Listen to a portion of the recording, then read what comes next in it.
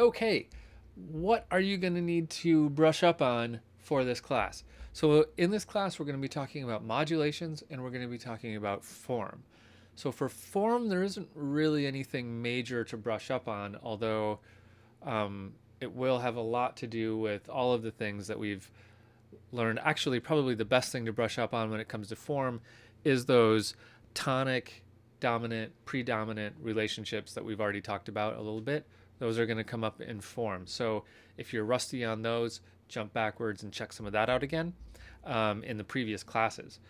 When it comes to modulations, the best thing to review or make sure that you're really comfortable with will be the diatonic chord progressions.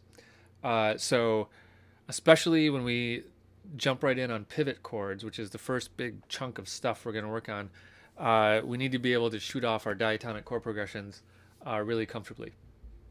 The next thing I would also check, make sure you're up to speed on diminished chords, because that's another way that we're going to work on modulating.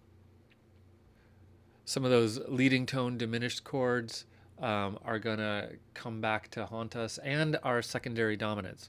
So make sure that you're comfortable with all of those things. If you're not, jump back to parts 12, maybe part 11, where we really got into some of that tonicization stuff with secondary dominants, and take a review of that.